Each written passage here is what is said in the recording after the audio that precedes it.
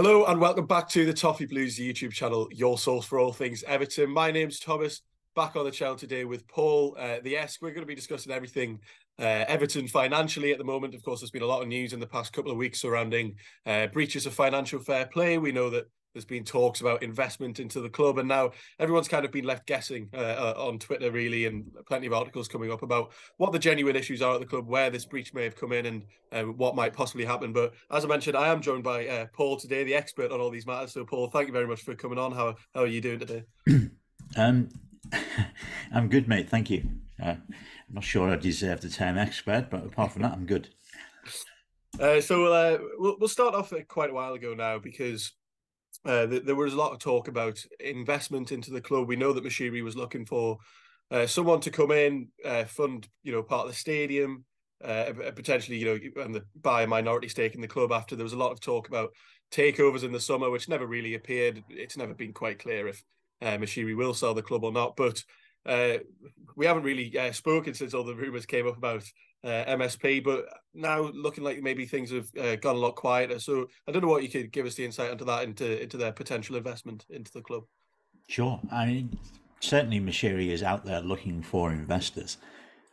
It's very clear that he doesn't want to fund the remaining sort of however much it might be, 250 million, say, to complete the stadium. So he's definitely looking for investors. As you said, last summer, there was the potential to sell the whole club, but that didn't happen for reasons unknown, although I suspect it's all to do with valuation.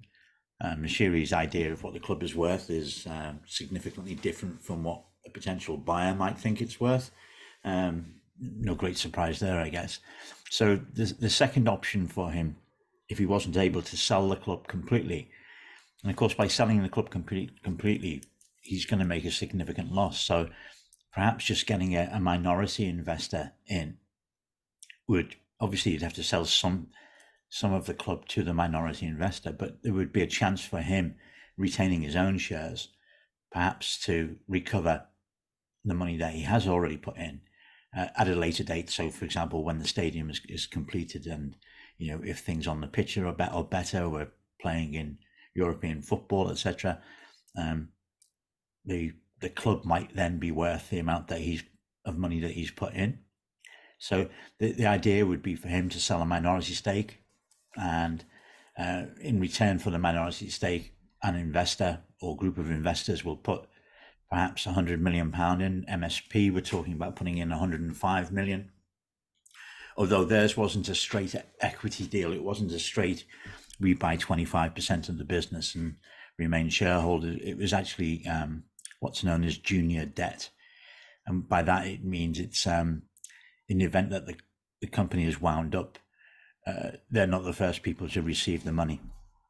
There would be other people that would receive the money. In this case, Rights and Media Funding would receive their funding before MSP had they gone ahead, and in return they'd get a rate of interest paid on the debt, but they'd also get what are called warrants, which would entitle them to ownership of the club in the future. And it's this type of deal that MSP have done elsewhere. So it's no surprise that that's what they wanted to do with Everton. But it looked very promising about 6 weeks ago, but it's gone very quiet now. And I suspect that the news that came out on Friday will make it go even quieter.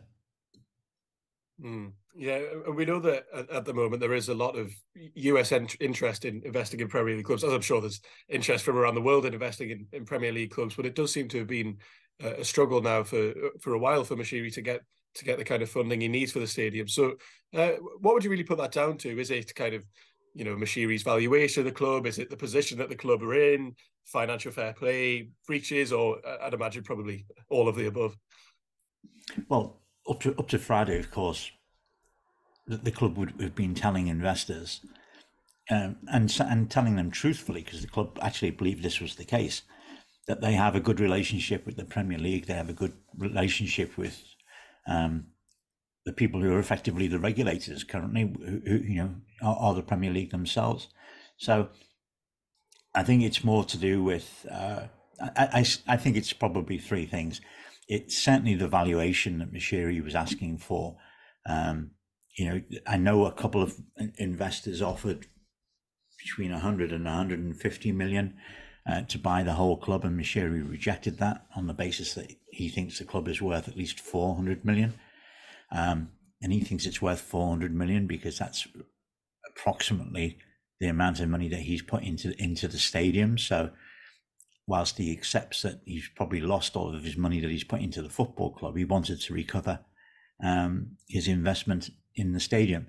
And his argument was that an investor coming in at 400 million, say, was actually getting a bargain, because if somebody wanted to build a brand new stadium on Bramley-Moore Dock as it was before it was filled in, it would cost an awful lot more than 400 million to get to the stage that we've got to. He estimates that it would cost up to £1 billion if you started the process from day one today. So that was his argument. And so we've got the valuation issue. I think we've got the issue also about the current management of the club, although obviously that can, or management of the company, sorry, not club, although that can obviously be changed by changing the chairman, changing the CEO, etc. But I think if the deal was you buy into the club and you have to retain the existing management, that would be a problem, I think, for many investors. And then finally, I think just looking at the financial performance of the club, even moving into a new stadium, if there's not a significant change to the way that we do business, the way that we recruit players in particular, the way that we bring players through the academy in order to generate trading profits in the future, if that isn't changed significantly, it's difficult to see how investors would ever get a return on their investment. And then I suppose on top of that, and these are all linked, of course, you've got the concerns about relegation. Mashiri's view was that for an investor, relegation shouldn't be that concerning, on the basis that we would probably come back within a year or possibly 2 years.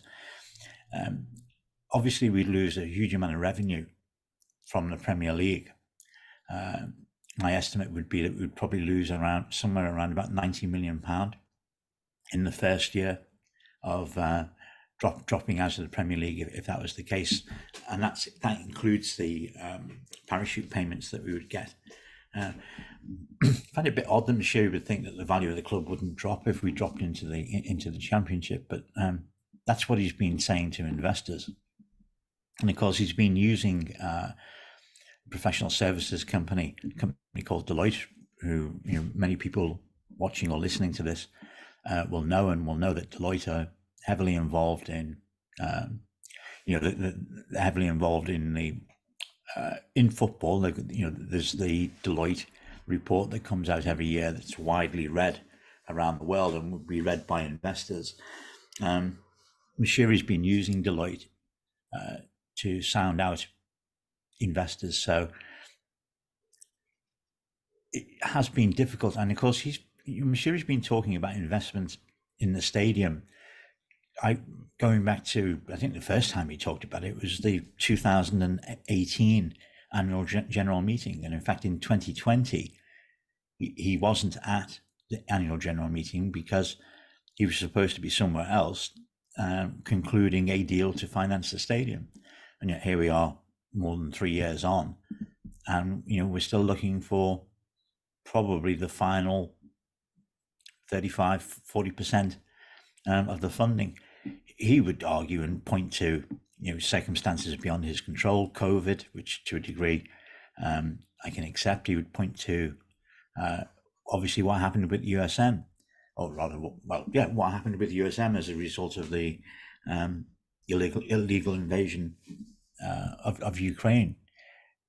Had USM been in a position that we thought it might have been, he wouldn't have these problems, because we would have USM's sponsorship revenues from the club, but we'd also have their naming rights capital, because they were going to put in a huge lump sum at the beginning of the process, which would then allow Mashiri to go and borrow more money to conclude the build. So circumstances have worked against him, but he's not offering a very strong card at this moment in time, or hand of cards at this moment in time, for the reasons I've just expressed. So it's going to be interesting to see how he does it, particularly now when we've got this independent commission. Before we get on to the alleged financial fair play breach, which is obviously everyone's main concern at the moment, as soon as something like that comes up on Twitter, there's all sorts of rumours about points deductions and forced sales. And we know that the club had been, with some sort of agreement in the Premier League, which is why people will be confused. But just before we get to that, I just want to touch on there that you said we're now kind of into the kind of final 35 to 40% of the funding of the stadium. And I'm sure a lot of fans will have on their mind is, if we don't get this investment, which it looks like we doesn't, as you discussed there, it looks like the MSP investment has gone very quiet. I'm sure fans will be wondering where the rest of the money is coming from. If it's not going to come from investment, is the construction going to stop? Who's going to fund it? So what do you know about that? Is Moshiri still just going to table the rest of the money, even though he doesn't want to?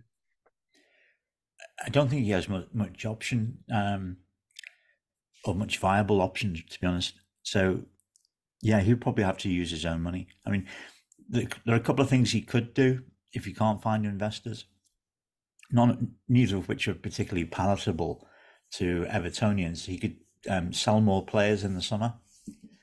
So if we sold Pickford, if we sold Onana, sort of struggling to think about who else we could sell for significant sums of money. Godfrey perhaps. But he could raise money by selling some players. Whether DCL is fit enough to be sold, who knows? But obviously, if he was, and we had to sell players, I'm not suggesting this is a good idea, by the way. I'm just saying this is what he could do. DCL would obviously be in the mix if he's fit. So that's one option he's got, just to raise more cash, sell players. The second option he's got, and again, this is not very palatable, but he could actually sell the company that owns the stadium. So the way this is structured is that the stadium is owned by the Everton Stadium Development Company, and that's a company that's 100% owned by Everton. So effectively the stadium is owned by Everton. But because it's in a separate company, and it's put in a separate company for this purpose, he could sell shares in that company. So he could argue to investors, I've put 400 million into the stadium, therefore the stadium is worth 400 million pound. Therefore the Everton Stadium Development Company is worth 400 million pound. You can have half of it for 200 million, or you can have all of it for 400 million. Whichever way he wants to go. So that is a possibility that he could sell. He could claim that the half-built stadium is an asset, and because of that, the company then has a value. And because of the fact that the company has a value, he could then sell part of that company to a property developer, for example, or a property investor. And then they would get a return on that investment. If they bought the whole thing, Everton would lease the stadium back off that company. If they just had a stake in the company, then there would have to be some sort of arrangement for them to get, rent on the basis of whatever their stake would be. Again, that's not something that I think necessarily most Evertonians would want. I suspect some Evertonians won't care, as long as we've got a team that's in the Premier League and a brand new stadium. But the history of clubs and their stadiums being in separate companies is not great. Certainly in the UK, it's much more common in different countries across Europe. But in the UK, it's normally an indication that a club has difficulties, and therefore they sell the stadium in order to raise cash, which is effectively what I'm suggesting here.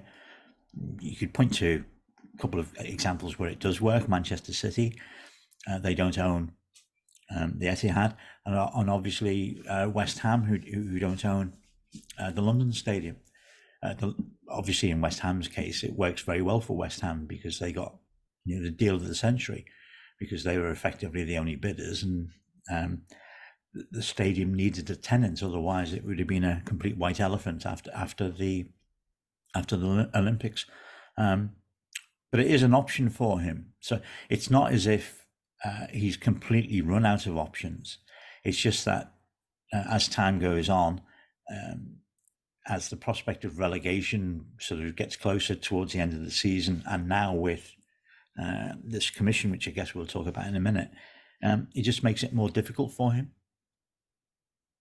Yeah, two options there that, selling major players or potentially not owning the stadium. I'm sure fans will be delighted to hear about that. And it does seem to be a very trying time at the club at the moment. And that does come into the alleged financial fair play breach that came out this week that definitely kind of caught us all by surprise. We knew that the club had, been running in with losses in excess of 300 million. A lot of that was allegedly negated through COVID losses, or what the club claimed were COVID losses. And then once we thought we'd kind of heard the end of it, as the club had been working in partnership with the Premier League, and not in partnership, but you know what I mean, that all the deals in agreement, that's a better word, that any deal had to be approved by them in the first place. Then all of a sudden, it's come out this week that there is a commission now investigating the club into this alleged breach. And I think there's a lot of people now talking about, is this because of the Dele Alli signing or the Mykolenko signing in that January window? But I think we can almost put that to bed, because we know that neither deal could pass without the Premier League's approval in the first place. So if we just start off kind of talk about where on earth this has come from and why this is now resurfacing, after we thought that after the sale of Richarlison that we'd allegedly balance the books and we'd be working with the Premier League. Why is this all resurfaced this week? Okay, I mean, just probably just worth recapping what the profitability and sustainability rules are. I mean, there's a number of different parts of the rules, but the main rule, as far as Everton was concerned, was that you can't lose more than 105 million over 3 years, over any 3-year period. And it got a little bit more complex because of the COVID situation, where effectively they've taken 2 years and added them together, and then you take the mean of those 2 years whilst when COVID was a big issue. But effectively, over three separate periods, you cannot lose more than £105 million over that time. And it's clear, if you just look at Everton's profit and loss account, that we're miles ahead of 105 million in total losses. But there are things that can be taken out of the P&L in order to make this calculation to see if you're under 105 million. And that includes things like youth football, women's football, the money that we spend in the community. It includes infrastructure costs. So, there have been some reports that it's related to Bramley Moore Stadium. Well, that's not the case, because all costs associated with Bramley Moore can be stripped out of the calculation. And then there are other things that can be stripped out as well. Depreciation, which doesn't sound like particularly interesting or exciting, but for Everton, that's like roughly £7 million a year. So times 3, that's like 20 odd million. It can be stripped out. And Everton also wrote down the value of different player contracts during the COVID period, particularly on the view that what we'd bought the players for, those players were no longer worth that. Not because they were bad signings, said the club, although most of the fans would not necessarily agree with that, but just because of market conditions. Market conditions were so bad that Balassi was never going to be worth what his book value was, or name any probably of about half a dozen players. So Everton wrote down very aggressively the remaining book values of a number of players, which they were allowed to do in the COVID period without having any impact on profitability and sustainability.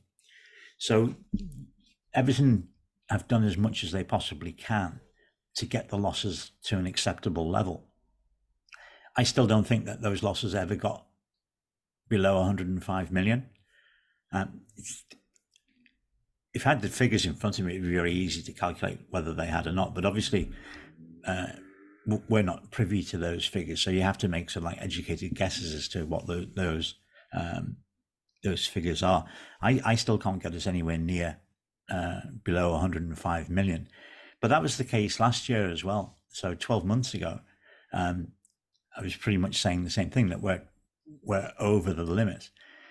Now, obviously, the Premier League were aware of that, and the difference between now and then was that the Premier League were, in a sense, prepared to accept it, as long as Everton agreed to do certain things, reduce costs, make player sales. I mean, a lot's been talked about possibly having agreed to sell £100 million worth of players last summer.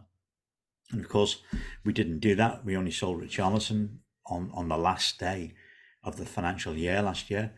So, did we not meet the conditions of the agreement with the Premier League?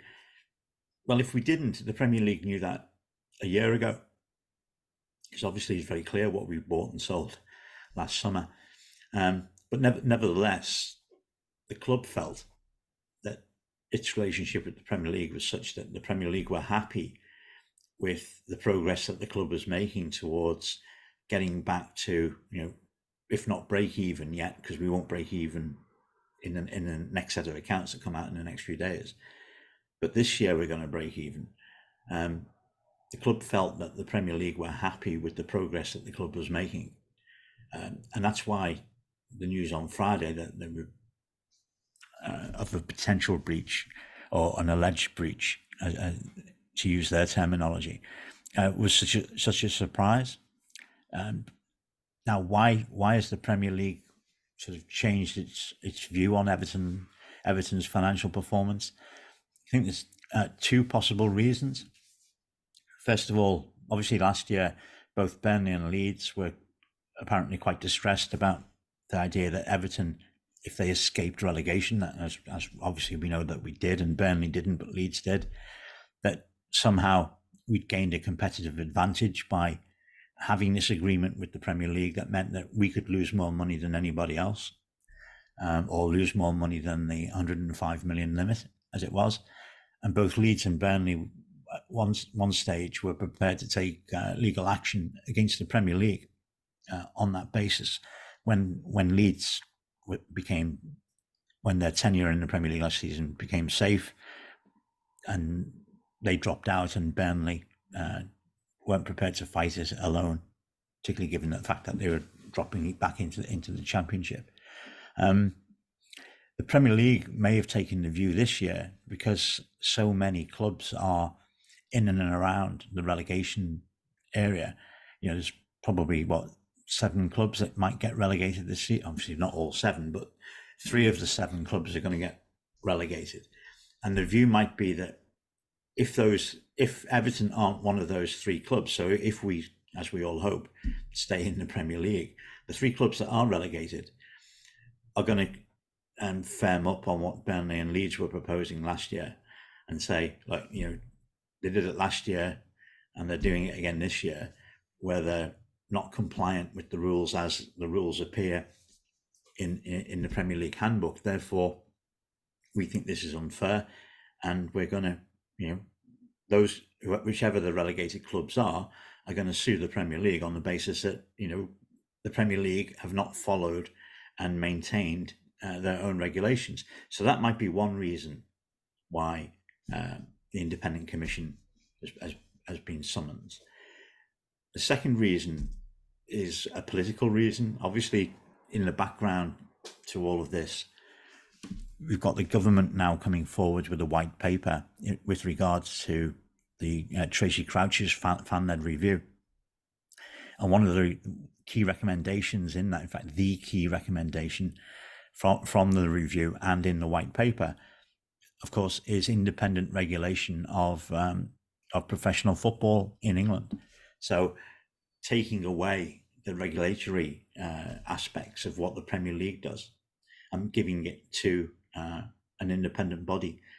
Now, Richard Masters was speaking today. I haven't had a chance to listen to it yet, but he was speaking today at a select committee meeting in the House of Commons. And and I think they would probably, although again I've not seen it, so I can't say for definite, but I'm pretty sure this subject will have come up. And the idea might be that one of the defences that the Premier League use against independent regulation is to turn around and say, well, look, we've made the regulations, so we are self-regulating, but actually, if anybody's in breach of the regulations, we've got this entirely independent process, which is an independent commission of 3 people, one of whom has to have a judicial background, and we don't get involved in that. The evidence is provided by us, the Premier League, and obviously provided by the club concerned, and this independent commission makes a ruling as to whether or not rules have been broken or not. So they will use that as evidence of self-regulation working with a touch of independent regulation, or the independent commission. So the decision making and whatever penalty is applied being done entirely separate and independent of the Premier League. So that there's a thought that given that the Premier League have now gone after Manchester City for something that's happened over many, many years and some time ago, that now they're baring their teeth again, and they're showing the government that they're capable of self-regulation by saying, look, we believe Everton have breached the rules, therefore we're handing the potential breach or the alleged breach over to the independent commission. So from a timing point of view, it might just be unfortunate for Everton. Yeah, I mean, we can say it's unfortunate for Everton. Obviously, we know we've put ourselves. Well, we haven't put ourselves. Not the fans have put ourselves. It's the charlatan owners that have put us in this position. That now fans are extremely worried about the potential repercussions of this. We've known. I mean, there's plenty of talk on Twitter. Kind of a lot of random shots in the dark from journalists, kind of suggesting what might happen. Is it, will the stadium will the stadium building be delayed? Are we going to be forced to sell players? Are we going to get a points deduction again? But as far as I'm aware, I think it's kind of very much in the air. They kind of have as much scope as they like to punish the club, and it will be interesting to see if we are kind of used as an example. I'm sure Manchester City will probably get away with whatever breaches they're eventually proven to have made. But just before we wrap up here, what do you understand the potential repercussions to be, and kind of how soon do you think that could impact the club? Will it be this season, next year, or what do you think might happen now? Sure. The unlike the EFL, so the Football League, when there's a breach of regulations in the Football League, there's like a standard, what would you call it, tariff. So people know that if you go into administration, or if you do this, you do that, what exactly the punishment is. With the Premier League, it's entirely different. I suspect because they never actually believed anybody would get to this point where they would have to charge anybody regarding a breach of the P&S rules. But there is no tariff. So the independent commission, the 3 people in that commission, they have the ability to make whatever penalty they see fit, and that could be a fine. So it doesn't really make a huge amount of sense if you're talking about a club that's got big losses, but it could be a fine. It could be a transfer embargo, or an embargo that says, right, your first team squad can only be like 23 players instead of 24. Or ultimately, it could be a points deduction. To be honest, nobody knows. Nobody knows what it's going to be. So, and then nobody knows, if it is a points reduction or points penalty, how big will that reduction be? I don't think it can be any more than the EFL have safe for administration. So if you fall into administration in the EFL, that's 9 points in the first instance. So I don't think this is as serious as going into administration. So it would seem unlikely that it would be anything close to 9 points. But I'm just shooting the breeze here. I don't really know because nobody else knows neither. In terms of timing, there's 2 months left of the season. This commission is not going to meet, hear all the evidence, make a decision, and then issue a punishment within those 2 months, that 2 month period. And even if it did, both parties, so the Premier League and Everton, have the right to appeal. And obviously, if Everton were found guilty of a breach, Everton no doubt would appeal that. So then the whole process has to be done again. The appeal will be heard by another commission. It can't go anywhere else. It can't go to, CAS, for example. It's dealt with by the Premier League or by the Premier League's independent commission. But again, that would then probably add another 2 or 3 months or more, perhaps, onto the case. So we're unlikely, well, not unlikely, it's unlikely in the extreme that this will be dealt with in the course of this season. So whatever the penalty would be on the basis that we were proven guilty of a breach, it's not going to be applied until the summer at the earliest. So if we're in the Premier League next year and the penalty was a points penalty, then that would apply next year, not this. So it doesn't make us any more likely or in any greater danger of being relegated, which is the good news. Yeah, I'm sure that'll kind of give us some reassurance at the time, because there will be a lot of ambiguity around this for a long time, especially because the Premier League haven't laid it out, as he said, as clearly as the EFL, whether that's, as he mentioned, because they'd never expected any club to do this, or whether they wanted to make an example of certain clubs. But as you just discussed there, that's probably going to relax some people, that we know what we're facing this season. If that points deduction does potentially come, that won't be until next year, and then we can face up to it then. And Dyche, hopefully still in charge, hopefully still in the Premier League, can cross that hurdle when we get to it. But it seems like Everton have, through their own making, have definitely been caught in the middle of a political game, a game with other Premier League clubs, and now we've forced ourselves into this relegation battle once again. It's certainly going to point the spotlight on us even more. I'm sure if we were kind of mid-table clear, that there wouldn't be clubs like Burnley and Leeds last year calling for our heads, saying, even though Leeds, as we know, did back down when it turns out they were safe at the end. Anyway, but thank you very much for joining me, Paul. We will end things there. As I said, thank you very much as always. Where can our viewers find more of you if they'd like to? Just look up The Esk either on Twitter or www.theesk.org. So I think somebody said the other day that there's probably not an Evertonian with an internet connection that hasn't come across me yet. So there we go. People know where to find me if they want to listen to me. Yeah, absolutely. And thank you all very much for watching. Be sure to let us know what your thoughts are on the FFP breach, on the potential investment, on the stadium development in the comments below. And hopefully we can put all this to one side until at least the summer, secure safety with Dyche, have another season in the Premier League, and we can deal with it then. So thank you all very much for watching, and join us next time on the Toffee Blues. Goodbye.